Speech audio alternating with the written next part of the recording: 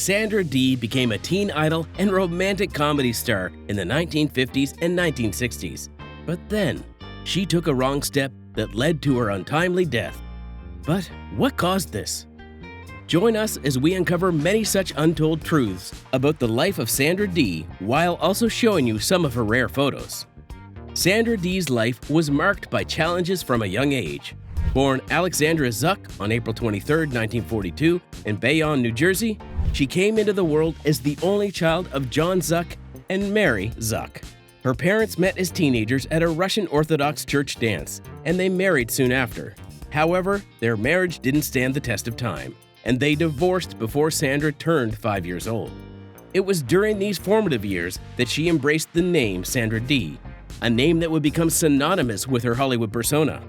From an early age, Sandra entered the world of modeling and show business. By the tender age of 4, she was already a professional model, and she eventually transitioned to appear in television commercials.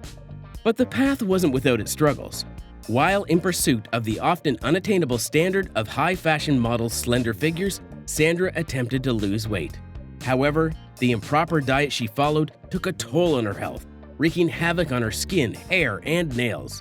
Her weight loss efforts reached a point where her body struggled to digest any food, leading to a severe health crisis. It was only with the intervention of a doctor that she was able to recover and learn how to eat properly again. In the midst of her health struggles in 1956, Sandra experienced another blow. Her stepfather, Eugene Duvin, passed away from a heart attack, throwing her family into turmoil. This event had far-reaching implications, but she still managed to take a screen test just days after her stepfather's funeral.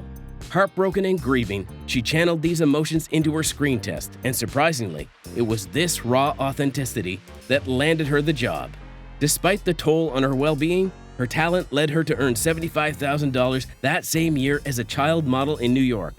This income became crucial in supporting both herself and her mother after the devastating loss of her stepfather. Sandra Dee's journey into the world of film began in 1957 with Until They Sail. She played a young girl navigating the complexities of love alongside stars like Paul Newman and Joan Fontaine. Interestingly, she managed to land a role with a lie.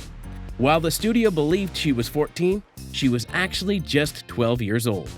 To enhance her appearance, the studio had her wear a rubber suit under her clothes to create the illusion of more mature curves. Despite her on-screen success, the world behind the dressing room door was far from glamorous. Spending so much time in the adult world had left Sandra disconnected from her own childhood and unsure about what was appropriate for her age. Yet she refused to give up. In 1958, Sandra signed with Universal Pictures, becoming one of the studio's last contract players before the studio system's dissolution. With unwavering determination, she pushed herself to the limit, and her efforts paid off when, in 1959, American box office exhibitors ranked her as the 16th most popular star in the country. By the end of 1960, she had climbed even higher, landing the title of the nation's 7th greatest star. In Come September 1961, where she co-starred with Bobby Darin in his film debut, the teenage Sandra Dee caught Bobby's attention. He pursued her relentlessly, going as far as casually proposing to her during one of their early meetings. However, Sandra wasn't swayed by his advances and found him conniving. But Bobby didn't give up that easily. Undeterred by Sandra's lack of interest, Bobby also attempted to woo her mother, Mary, in hopes of gaining her support. Eventually, Mary convinced Sandra to spend time with Bobby on a carriage ride, and this was the moment that changed everything. During this carriage ride, Bobby revealed his intense feelings for her, and his heartfelt explanation struck a chord with Sandra. Despite her initial indifference, their relationship began to blossom. They couldn't keep their hands off each other on the set of Come September, and their connection led to some impulsive decisions. Before filming wrapped up, Sandra surprised everyone with an announcement. She and Bobby had eloped. Although some, including her co-star Rock Hudson and her mother, were taken aback by their quick wedding, Sandra felt an overwhelming sense of safety with Bobby. But as with any love story, this feeling of security would soon be put to the test. Sandra Dee's marriage to Bobby Darin brought her face-to-face with unexpected challenges.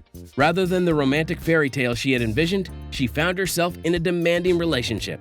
Bobby expected Sandra to be a devoted presence at his Vegas shows, impeccably dressed and perfectly made up, gazing at him adoringly from the audience. However, this dedication wasn't met with reciprocation. Bobby seemed to ignore her efforts. Struggling to cope with this situation, Sandra turned to excessive drinking and gambling. The strain on her marriage was unbearable, eventually leading to a divorce. Sadly, the end of her marriage also signaled the decline of her career. As the 1960s drew to a close, her once thriving career began to fade, and she was dropped by Universal Pictures. This period marked a turning point for Sandra as more challenges lay ahead. Throughout her career, Sandra Dee had carefully maintained a wholesome image, but in a 1967 interview with Roger Ebert, she broke that facade. During the interview, she openly smoked and revealed a more defiant side of herself. This marked a departure from the good girl persona she had portrayed up until then. Despite her efforts to keep her career afloat, Sandra struggled to find substantial roles. Her appearance in the supernatural film The Dunwich Horror saw her playing a hapless college girl, though she refused to comply with the script's demand to appear nude in the final scenes. Unfortunately, her career stagnated and she felt like she was moving backward. Amidst her personal turmoil, Bobby Darin's actions added to Sandra's challenges. Although she never remarried and couldn't quite move on from Bobby, he swiftly found love again. Soon after their split, Bobby met and married secretary Andrea Jaeger in 1973. This turn of events intensified Sandra's emotional struggles and compounded her difficulties.